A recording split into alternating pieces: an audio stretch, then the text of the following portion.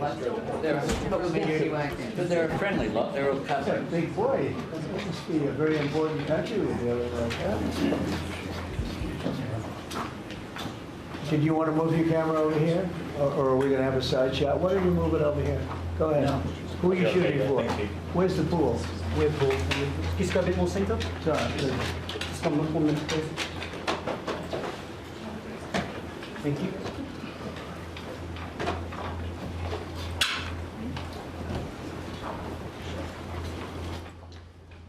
Well, thank you very much. It's great to have the Prime Minister of Australia. Fantastic place. A lot of friends over there, and this is one of them right here. The Prime Minister is, as you know, Anthony Albanese, and he's highly respected. Done very well in his election, and I hear you're very popular today, right? It varies from day to day, but with all of us. But he's done a fantastic job as the Prime Minister. We're here to talk about trade, submarines, lots of other military equipment. They're big orderers of our great military equipment. We have the best equipment team in the world by far. Watch that. You're not allowed to break that. That mirror is 400 years old. The camera just hit the mirror. I just moved it up here special from the vaults, and first thing that happens, the camera hits it. Hard to believe, isn't it? Hard to believe, but these are the problems in life. So we're going to be here to talk about lots of different things, and we might take a few questions before, but we are discussing critical minerals and rare earths, and we're going to be signing an agreement that's been negotiated over a period of 4 or 5 months.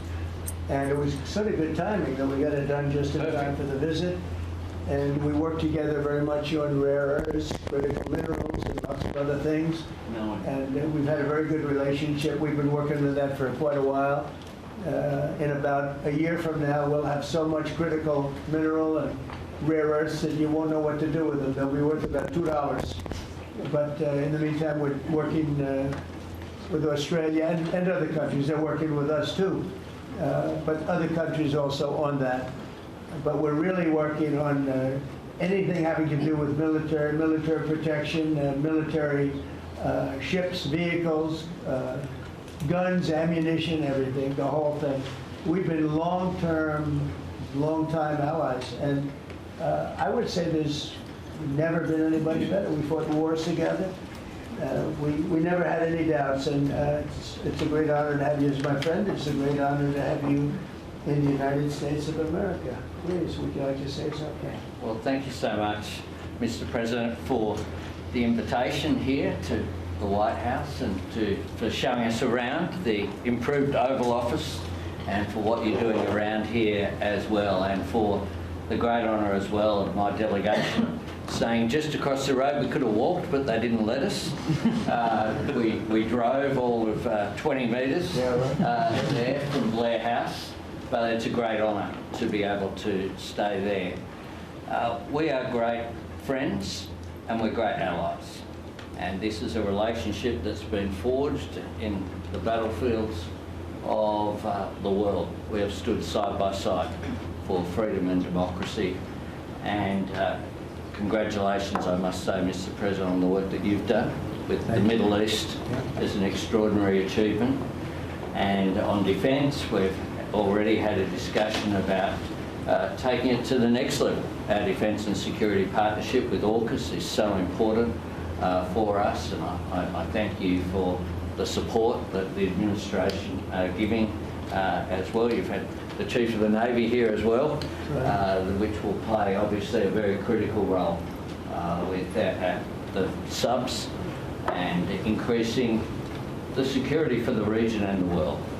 And our economic relationship is so important. The US has a trade surplus with Australia, as you know, and we can continue to take what is every opportunity to improve the relationship even further and make it even stronger. And today's agreement on critical minerals and rare earths is just taking it to the next level, seizing those opportunities which are before us to take our relationship to that next level, and it's been fantastic, the contact that we've had together, the friendship that we've developed, and Australians love America, and I think Americans kind of like Australia too. And as we go forward, I think that today will be seen as a really significant day in our relationship. So thank you very much, Mr. President. Well, thank you very much, Anthony. It's an honor to sign this, and we'll do it now. And then we'll take some questions. Some good ones, I think.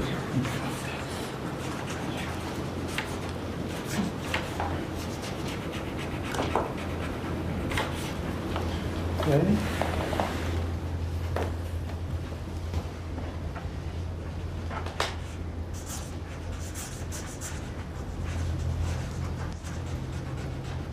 Well, this is a $8.5 billion pipeline that we have ready to go. That's right. It's all ready to go. Just getting started.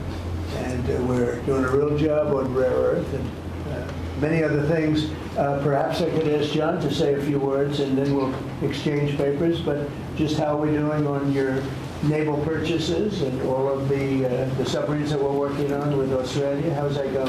Thank you, Mr. President. Obviously, Australia is a very important ally of ours in the Indo-Pacific and in every battle we fought with us since World War I, and they've always been side by side. The facility that they're building, Surfwest, is critical and very important to our ability to project power in the Indo-Pacific and work with our allies. So we're working very closely. I think what we're really trying to do is take the original AUKUS framework and improve it for all three parties and make it better and clarify some of the ambiguity that was in the prior agreement. So it should be a win-win for everybody. So. And the submarines that we're building for Australia are starting to really move along, right? The process is getting very exciting, isn't it? We're getting better. That's good. Very good. It's going to be great. Thank you very much. Maybe we'll hold this up. Okay.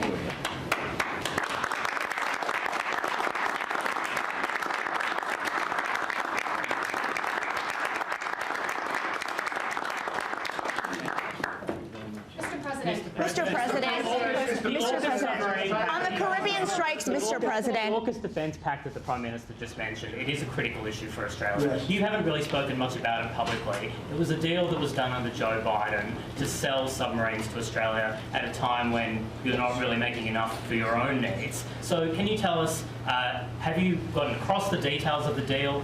Do you support it, and will you honour it? It was made a while ago, and nobody did anything about it, and it was going too slowly. We do actually have a lot of submarines. We have the best submarines in the world, anywhere in the world, and we're building a few more currently under construction. And now we're starting, we have it all set. With Anthony, we've worked on this long and hard, and we're starting that process right now. And I think it's really moving along very rapidly, very well. But if Iran's production At least 30, Mr. President. Australia will get the bonus. Oh, yes, no. Mr. President, at least 32 people have been killed in those You're Caribbean. next. Thank you. Go ahead. China's bad behavior has really only gotten worse since the AUKUS partnership was formed. With that in mind, is the door open for Australia to get additional nuclear-powered submarines or other military capabilities not already in the deal? I think China's been very respectful of us. They're paying tremendous amounts of money to us as in the form of tariffs. As you know, they're paying 55%. That's a lot of money. They never were paying anything over years and years and years. But they were like anybody else. A lot of countries took advantage of the U.S. They're not taking advantage anymore. China's paying 55% and a potential 155% come November 1st unless we make a deal. And I'm meeting with President Xi. We have a very good relationship. We're going to be meeting in South Korea in a couple of weeks. And we'll see what we can do. We have a very good relationship with China, but you know, it's been probably a little bit like your relationship with China. They try and take advantage, but most countries do. I mean, I can say the European Union took advantage, but not anymore. We worked out a very fair trade deal. Japan, we worked out a very fair deal. South Korea, where I'll be meeting President Xi, we worked out a very fair deal. And I expect we'll probably work out a very fair deal with President Xi of China. So most of you will be with us. It's going to be very exciting. And I think we're going to work out something that's good for both countries. Are you at least interested in excuse me, are you at least interested in expediting the nuclear-powered subs to Australia? Well, we are doing that, yeah. We have them moving very, very quickly. Mr. President, I don't think you've ever been to Australia. Have you thought about coming to Australia and trying out some of the golf courses? I would, and I actually have been to Australia, and I did play one of your great golf courses. They have great golf courses there, but I have been to Australia, actually. Would you come again? Oh, I would. In fact, I've been invited to go, and I'll have to give it serious consideration. No, it's a real possibility. Did the Prime Minister invite you today? He did? Does Australia need And perhaps we could time it, must be said, with the President's Cup that Australia hosts. We'll organise it at a time soon for you, Mr. President.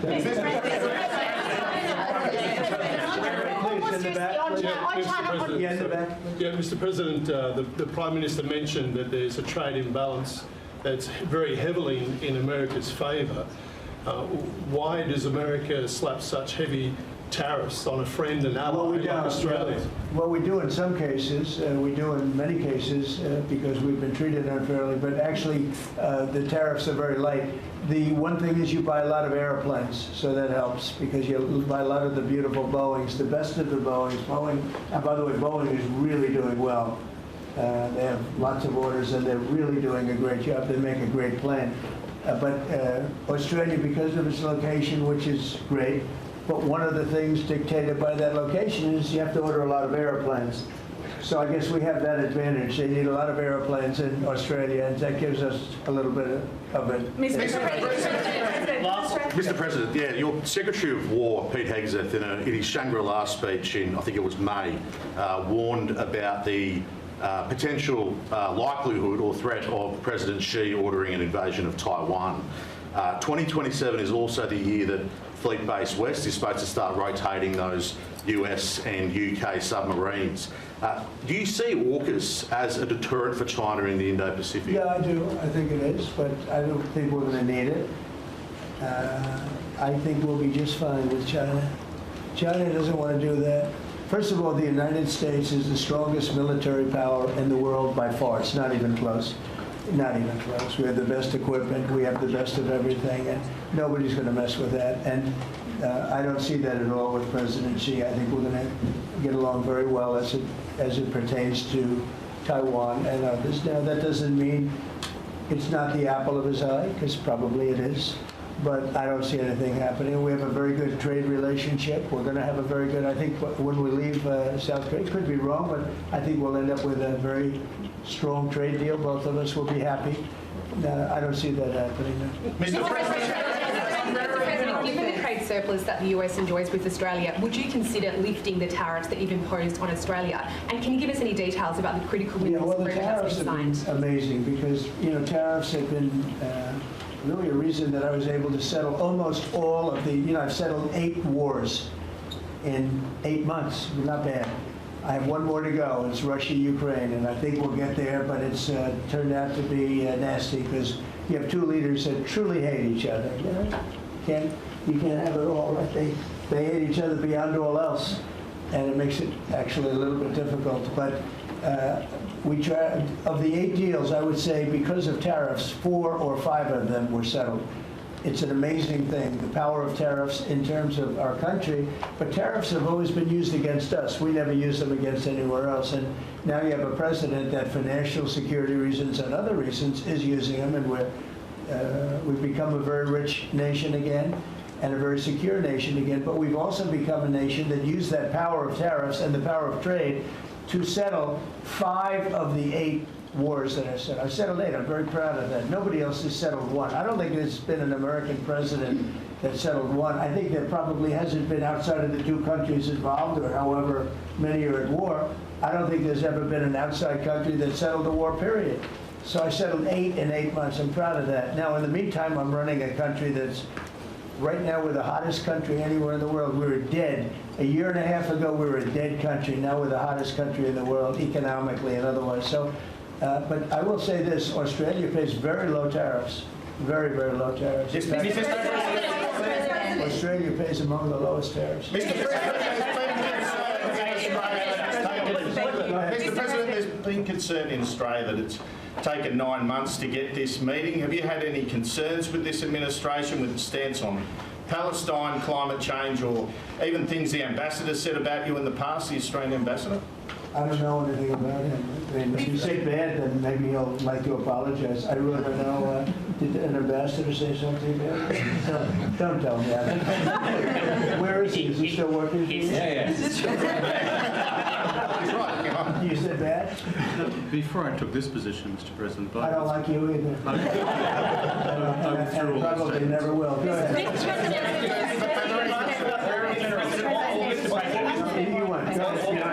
Mr. President, your Secretary of the Navy said there will be some clarifications around some ambiguities on AUKUS. Can you tell us what those... Could you tell us what... These are just minor details. Could I ask you specifically on... John, you're going to get that taken care of, right? Correct. There shouldn't be any more clarifications because we're just going now full steam ahead buildings. Thank you. Mr. President, are you now satisfied with Australia's defence investment, or do you want Australia to invest more in defence? Well, I'd always like more, but they have to do what they have to do. You know, you can only do so much. I think they've been great. They're building magnificent holding pads for the submarines. It's going to be expensive, too. You wouldn't believe the level of complexity, right, and how expensive it is. They're building tremendous docking because they have a lot of ships and a lot of things happening. And I think their military has been very strong, very, very strong. Mr. President, on the war that you haven't solved yet, the Ukraine-Russia situation, have you now locked in a meeting? And can you explain, just a few weeks ago at UNGA, you said that Ukraine could possibly win the war and keep its territory, but now this story seems something different. They will, but they could still win it. I never said they would win it. I said they could win. Anything can happen. You know, war is a very strange thing. A lot of bad things happen, a lot of good things happen. If you look at the Middle East, I would say prior to us hitting Iran so hard, we could have never made that deal because you would have had a dark cloud over the Middle East where we took out their nuclear capability, which was one of the great military maneuvers of all time. It was flawless. You saw that. Yeah. Those magnificent B-2s. I mean, that was a flawless move that was done by some very talented people, headed up by Pete and everybody else, and our great generals, and General in particular, Raisin Cain. We did a great job. And when that happened, everything was different, and we were able to get a deal. If we didn't do that, if it wasn't, you know, they wanted to do that for 22 years, Mr. Prime Minister. For 22 years, I had the pilots here, the B-2 pilots, and they came to the Oval Office, and I thought they deserved it. They flew 37 hours back and forth. We had 52 tankers up there. We had a lot of planes up there with them, but they were the primary plane, but we had a lot of planes, F-22s and F-35s and F-16. We had a lot of planes. But we had 52 tankers, can you believe that? And it was just like a flawless mission. And when it was finished, the Middle East just opened up. Amazing.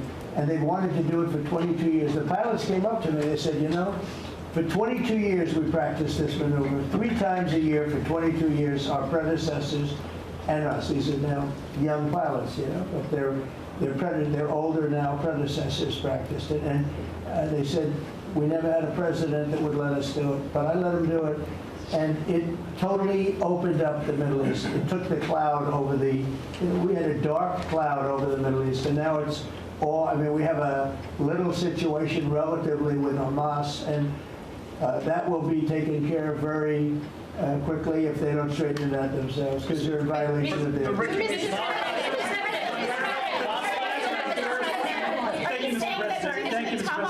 On rare earth minerals, Australia is one of the only places in the world that processes rare earth minerals. Yeah. Could there be an agreement? China has 90% of the processing. Could there be an agreement over processing rare earth minerals with Australia? Sure, yeah. That's what we're doing. It's part of the agreement. Can you say with certainty go ahead, please. that thank you, sir. Just, sorry, on a follow-up on Taiwan, there are reports that you will come up, or China is pressuring you to not support independence for Taiwan in exchange for a trade deal. Well, I'm not going to talk about that. What I'll talk about, you and I will have that discussion in a couple of weeks when I'm in South Korea with President Xi. We're going to be talking about a lot of things. I assume that's going to be one of the things, but I'm not going to talk about that now. Mr. President, You just alluded to the violence in the Middle East. What steps is the administration taking to maintain the ceasefire? Well, a lot of steps, and right now it's in the hands of others. You know, we have 59 countries that agreed to the deal. We have a peace in the Middle East for the first time ever.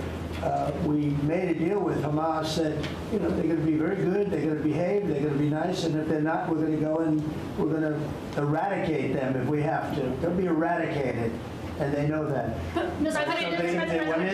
They went in, and I don't believe it was the leadership, but they had some rebellion in there among themselves, and they killed some people, you know, a lot of people.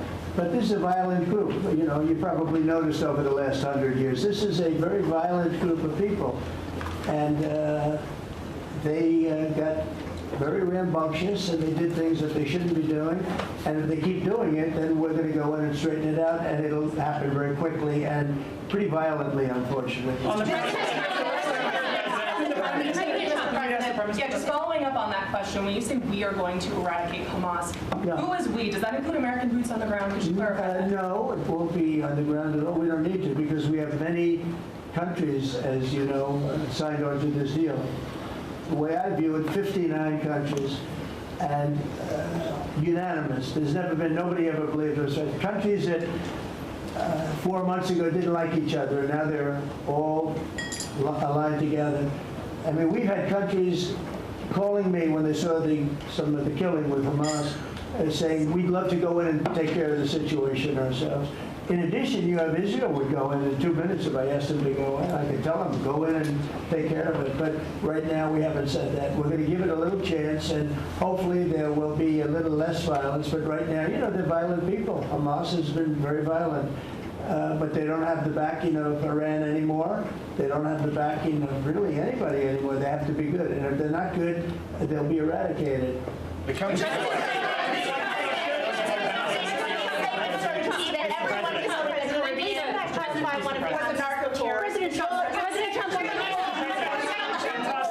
Were any innocent civilians killed in the Caribbean? Mr. President, on Russian industry, could the Prime Minister weigh in more on the processing for rare earths? And can Australia expand the processing of rare earths? Absolutely we can, and we have the capacity to do so. And part of this deal is very specific, $8.5 billion pipeline. There will be $1 billion contributed from Australia and the United States over the next 6 months with projects that are immediately available.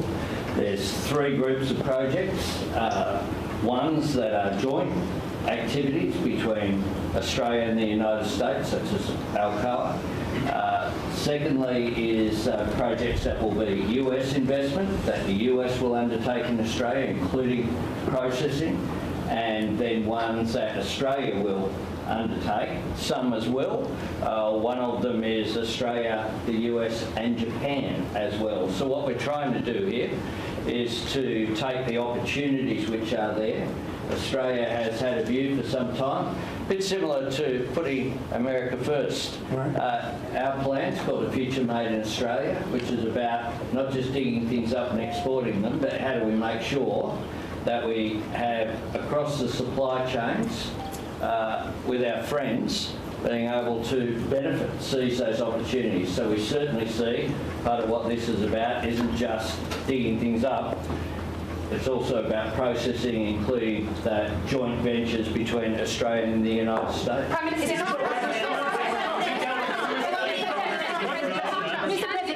the US and Australia really compete with China? Aren't we decades behind in terms of the development of critical minerals and rare earths? You've been reading the wrong newspapers. We're not decades.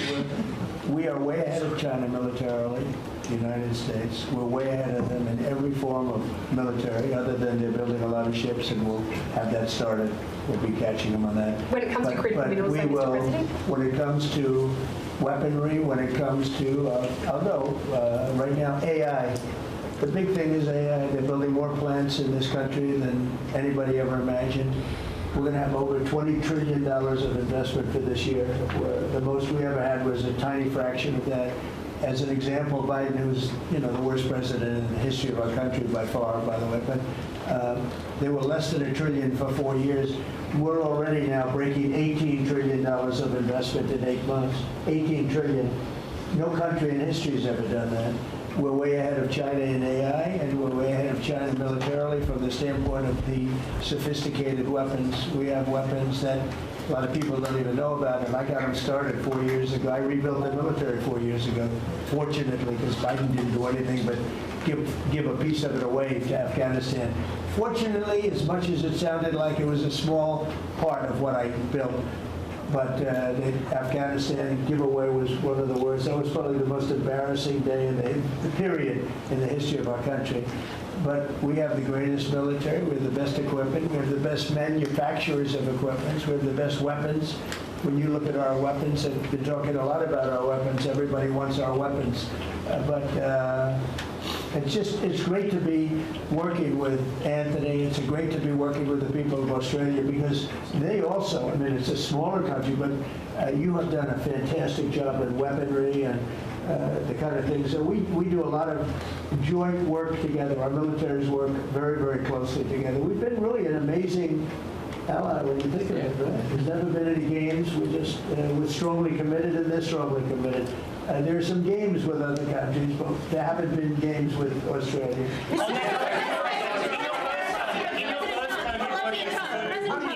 Where do you come from? I'm from Australia. Who are you with? The Sydney Morning Herald. Nasty guy. Go ahead. Oh, sorry. I'm just trying to ask a question.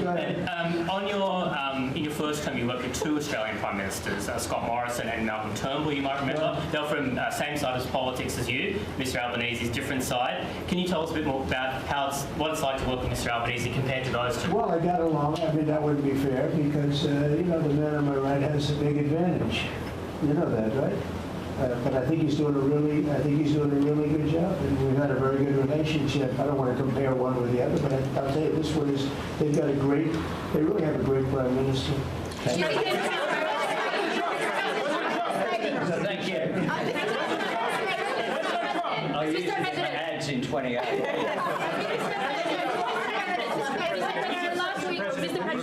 President Putin on Thursday. Did you discuss his ongoing attacks on civilian areas in Ukraine? Yeah. Did you say cut it out? Did you say show an article of good faith to me? I did. But as you know, most of the people dying are soldiers. The soldiers that are dying in Russia and Ukraine, it's unbelievable. 5,000 to 7,000 a week. Can you believe it? And I look at that and I say it's pretty amazing. But in addition to that, there are attacks on Kiev and some of the other places. And it's human lives, but the big number of human lives is soldiers that are being killed in the battlefield. Anywhere from 5,000 to 7,000, sometimes more than that every single week. It's not even believable. It's a bloodbath. It's the worst since the Second World War. The worst number of people. And it doesn't affect us in any way. We don't pay anything because now they pay us for the weapons that they get. The NATO is paying us for the weapons, as you know. It doesn't affect, I guess you could say that's a positive thing, they pay us, but I'm not interested in that. I did straighten it out. Biden gave them $350 billion. Can you believe it? And all they did is get deeper in. It's a shame. Gave them $350 billion. A lot of lives were lost. That's a war that would have never happened if I were president. But we do speak about that. I speak about all of the lives, but I do speak about the civilian lives. The First Lady has done such an amazing job on the Ukrainian children who were abducted by Russia. Would you support Senator Lindsey Graham's bill to declare Russia a terrorist state? And you have within your power, you're the most powerful man on earth. Why don't you just enable Ukraine to finish this war tomorrow? Well, if you knew anything about what you were talking about. I do. You do? And I know I don't think you do. They just need the weapons. Because it's a little more complicated than that, but it sounds easy. We're in the process of trying to make a deal. If we make a deal, that's great. If we don't make a deal, it'll be a lot of people are going to be paying a big price. Thank you, Mr. President. Thank you, Mr. President. President Trump, so a question to both of you, if you don't mind. So I love China. his haircut. Thank you. It's fresh cut stuff. No, I love it. So, as you all know, China controls 90% of the global supply of critical minerals. They have launched attacks on Australian companies, primarily Lynas Rare Earths. What will happen to China if they don't play fair with this? So, it's a very interesting question. We have a tremendous power, and that's the power of tariff. And I think that China will come to the table and make a very fair deal. because if they don't, they're going to be paying us 157% in tariffs. Right now, they're paying 55 to 57%. When I was first president and first term, we had the greatest economy we've ever had. And as you know, people don't write too much about it, but China paid us hundreds of billions of dollars worth of money for tariffs. Biden left it, but he didn't enforce it. He gave exceptions to almost everything. And so he left the tariffs, but he didn't really collect the numbers that he should have collected, and because he didn't know what the hell he was doing. So now the tariffs are much higher in China than they were before, and they're high on other countries depending on whether or not we like that country or we get along, and that's for national security purposes. So I made deals with Japan, I made deals with the European Union, or the whole of Europe practically, but the European Union, made deals with a lot of different people. We have a very fair deal for, I will say, Australia's paying a low number. They do have, or I'll change it, we have a little bit of an advantage on that one. I told you, the advantage we have is airplanes. We sell a lot of airplanes to them, and they need them. It's a very vibrant place, and people go in and out, and I look forward to going there myself. And I think it's unlikely I'll be taking a ship. It's a long journey. But China has treated us with great respect. Now, in the past, they didn't treat other presidents with great respect. They would take hundreds of billions and even trillions of dollars out of the country, and they would spend it and build their military. Now they're treating us with great respect. Now, we'll see what happens. I said, if we don't make a deal, I'm putting on an additional 100% on November 1st.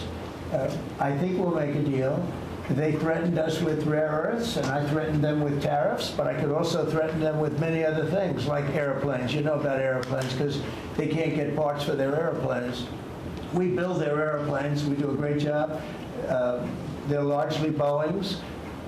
And we could stop the parts. We did stop the parts, actually, when they did the initial threat. That's a big, they closed down over 400 of their airplanes. But we don't want to do that. But we have a much simpler thing. If we don't make a deal, we'll charge them a very substantial tariff. And they'll be paying us hundreds of billions of dollars a year, which they're basically paying right now. We had presidents that allowed China and other countries to get away with murder. We're not going to allow that, but we're going to have a fair deal. I want to be good to China. I love my relationship with President Xi. We have a great relationship. I believe after we leave South Korea, we'll be there together. We thought that would be a good place to meet, and we're going to be meeting. I'll be in Malaysia, I'll be in Japan, I'll be in a couple of others. We'll be sort of doing a little bit of a tour. I've been invited to go to China, and I'll be doing that sometime fairly early next year. We have it sort of set. But I think we're going to have a very good relationship with China. And again, they will threaten us with rare earths. I don't think they're threatening us too much right now. But they could do that, but I threaten them with something I think is much more powerful, and that's tariffs. Because at a certain point, they will not be able to do any business with us. At a certain point, if they pay enough tariffs, it's almost like saying, we don't want to do business with you, but it's probably nicer. Saying you're going to pay 158, 157% tariff is a nicer way of saying that we don't want to do business with you. And if they don't do business with us, I think China's in big trouble, I'll be honest with you. I think China is, I don't know that they even make it. I really do. I believe that they're in big trouble, and I don't want them to be in big trouble. I want them to do great. I want them to thrive, but we have to thrive together. It's a two-way street. I think when we finish our meetings, and it's going to be a big deal. I'm meeting with a lot of other countries, but this seems to be the one that people are very interested in. I think when we finish our meetings in South Korea, China and I will have a really fair and really great trade deal together. I want them to buy soybeans. They stopped buying our soybeans because they thought that was punishment. And it is punishment to our farmers, but we're not going to allow that to happen because I made a great trade deal with China, a $50 billion trade deal, and they were great about it. They were doing everything that they were supposed to do. And then when Biden came in, you know, I used to call President Xi all the time to say, thank you, or you're not buying enough. In other words, they were supposed to buy. Biden, do you think Biden ever called him? I don't think Biden ever called him. Do you think Biden lied awake at night thinking about trade with China? He didn't know what he was doing. He was an incompetent president. We had an incompetent president, but you don't have that anymore. So I think we're going to end up having a fantastic deal with China. It's going to be a great trade deal. It's going to be fantastic for both countries, and it's going to be fantastic for the entire world. Thank you very much. Thank you, guys. Thank you, guys. Thank you, guys. Thank you. Thank you, guys. Thank you, guys. Thank you, guys. Quickly. Thank you, Chris. Thank you, guys. Keep moving.